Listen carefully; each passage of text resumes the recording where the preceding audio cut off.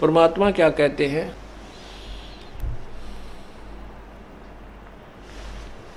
कि चातुर प्राणी चोर हैं और मूड मुग्ध हैं ठोठ, संतों के नहीं काम के इनको दो गल जोट।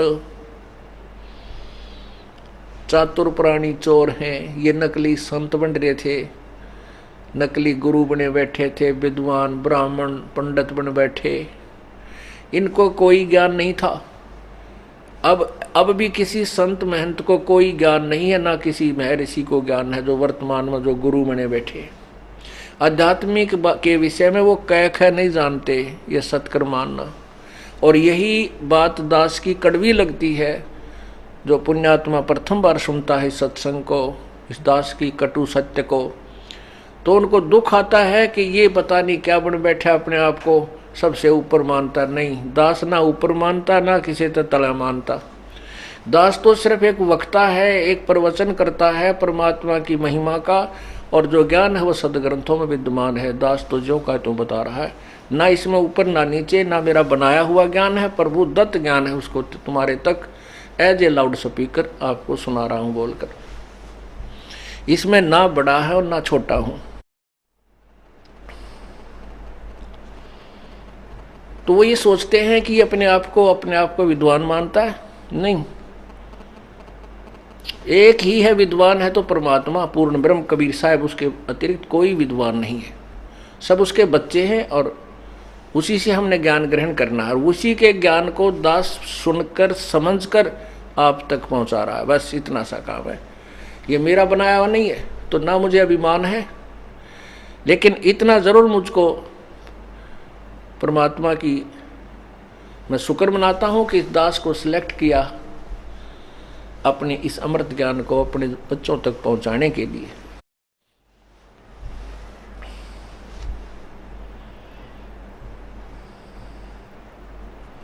तो क्या कहते हैं कि चातुर प्राणी चोर हैं, मूड मुग्ध हैं ठोठ, ये संतों के नहीं काम के, इनको दो गल जोट। जो प्रत्यक्ष देखकर इस सदग्रंथों को और फिर भी नहीं मानते, और फिर भी उन अनजान अज्ञानी संतों ऋषियों के पीछे लगे हुए हैं, तो उनके बारे में कहा कि वो ऋषि महर्षि संत तो वो तो चतुर थे, वो चोर थे, वो सत्य को ना बता करके अपने स्वार्थवश गुमराह कर रहे थे, और जो सत्य को देखकर भी ना मानते और उन्हीं के चिपटे हुए चातुर प्राणी चोरों के लगे हुए हैं, तो कहते वह मूढ़ हैं, वो मूर्ख है, ठोठ है, कति पक्के मूर्ख। तो कहते वो संतों के योग्य भी नहीं है, वो तो वहीं पड़े रहे हैं, उन संतों के पीछे लगे रहे हैं, दोनों नरक में जा पड़े। जब सत्य को देखकर भी नहीं मान रहे तो उसका क्या अल्टरनेट ढूंढे। तो बुद्धिमान व्यक्ति वही होता है जो सत्य को ग्रहण करे, असत्य को तुरंत त्याग दे, अपना कल्याण करवा। तो उनमें से एक स्वामी रामानंद जी महाराज हैं, महर्षि रामानंद जी, वो काशी वाले हैं।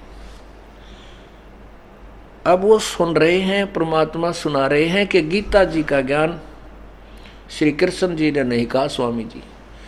और स्वामी रामानंद जी दांतों तरह उंगली दबा रहे हैं, 104 साल के बूढ़े और 5 साल का बालक उसके छक्के छुड़ा रहा है, वो कबीर परमात्मा। वो गदगद भी हो रहे हैं कि छोटा सा बालक इतनी ऊंची बातें कह रहा है, सारी सत्य है, और अपने को, अपने भाग्य को अंदर अंदर सराह रहा है कि आज मुझे अनमोल जड़ी मिल रही है। अब परमात्मा उसको समझा रहे हैं कि गीता जी का ज्ञान स्वामी जी कृष्ण जी ने नहीं कहा। इस बात से स्वामी रामानंद जी सहमत हो गए कि हे कबीर परमेश्वर, हे कबीर बच्चा, क्योंकि परमेश्वर तो अभी आगे कहेगा, ये इसको परमेश्वर तो आगे कहेगा, लेकिन इतना प्रभावित जरूर हो चुका था कि ये कॉमन बालक नहीं है, साधारण बच्चा नहीं है, ये अवश्य कोई पिछले जन्म का कोई योगी है। यहां तक बुद्धि काम करती थी, कर रही थी स्वामी जी की।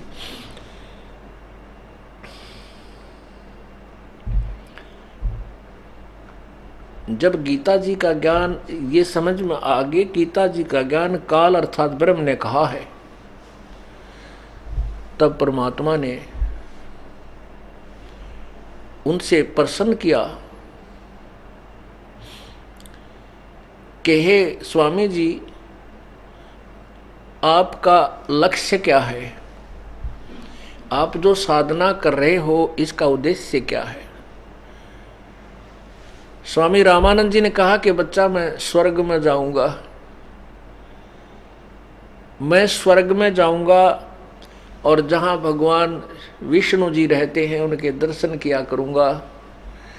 विष्णु जी के लोक में दूधों की नदी बहती हैं, मैंने सुना है, और वहाँ बहुत सुंदर सफ़ेद कलर के रंग के पेड़ पौधे हैं, सफ़ेद ही उनका लोक है, और वहाँ बहुत अच्छी सुविधाएं हैं। वहाँ मनुष्य जितने देव रूप प्राप्त करते हैं, और मनुष्यों जो जनसाधारण वहाँ की जनता है वो भी बहुत सुंदर हैं, स्त्रियां भी बहुत सुंदर हैं। उनके कहते हैं स्थान स्थान पर, जैसे यहाँ पर तो तिल होते हैं, जैसे किसी बच्चे के आसपास या काला तिल हो, सुंदर शरीर, गोरा शरीर हो तो बहुत सुंदर लगता है। तो ऐसे स्थान पर वहाँ स्वर्ग के अंदर ऊपर के लोकों में यहाँ उनके लाल लगे हीरे, अंदर से परमात्मा के ऑटोमेटिक हीरो के वो तिल हैं उनके, ऐसे सुंदर लगते हैं। दांतों पे कणी जड़ी हुई होती हैं जो बहुत सुंदर लगती है। अर्थात तो कहने का भाव यह है कि रामानंद जी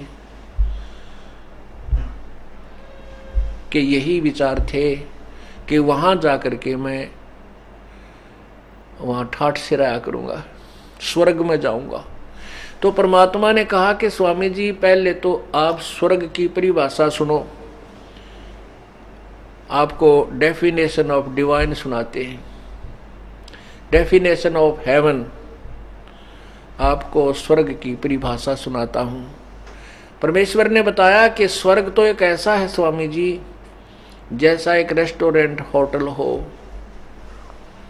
एक होटल हो, जैसे साहूकार लोग होते हैं जो सारा 10 महीने यहाँ कमाई करते हैं, 2 महीने शिमला में, कुल्लू मनाली में वहाँ चले जाते हैं, 20, 30, 50 हज़ार रुपये साथ ले जाते हैं, वहाँ होटल में एक कमरा बुक करा लेते हैं, सभी खाना होटल से प्राप्त होता है और पैसे उस साहूकार की जेब से वहाँ जाते रहते हैं।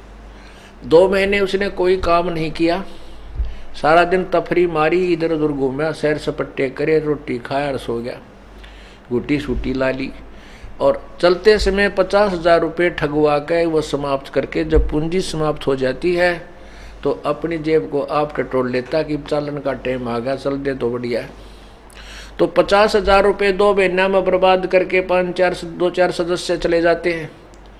तो फिर उसी कर्म क्षेत्र में जहाँ उसकी दुकान है, कोई बिजनेस है, कोई नौकरी है, वहाँ आ जाता है।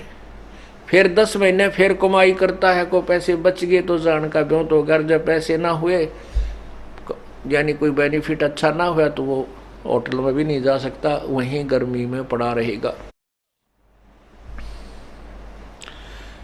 ठीक इसी प्रकार स्वर्ग है, स्वर्ग में वही प्राणी जाता है जिसके पास यहाँ के पुण्य होते हैं, नाम के सिमरन की कमाई होती है, उसी के आधार पर वो जिस भी इष्ट की पूजा करता है, जिसके आश्रित है, उसी के लोक में चला जाता है।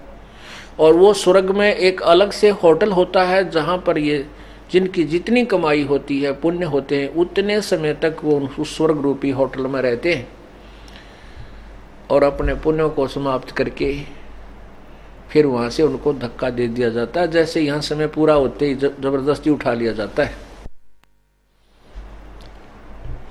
और स्वामी जी आप बता रहे हो कि श्री कृष्ण जी अर्थात विष्णु जी अजरो अमर हैं, अविनाशी हैं, तो इससे सिद्ध है कि आप गीता जी से भी परिचित नहीं है, ना इनके इतिहास से परिचित है। ये तो नासवान है। पहले आप अपने इष्ट की क्वालिटी देखें, ये कितना क्या लाभ दे सकता है। आप इसको अजर अमर कह रहे हैं, वो कहाँ से आपने ग्रहण किया ज्ञान। इनकी जीवन हिस्ट्री बता रही है तो नासवान है, इनका जन्म और मृत्यु होता है। आप कहते हो कि इनका जन्म मृत्यु नहीं होता, इनके माता पिता नहीं है।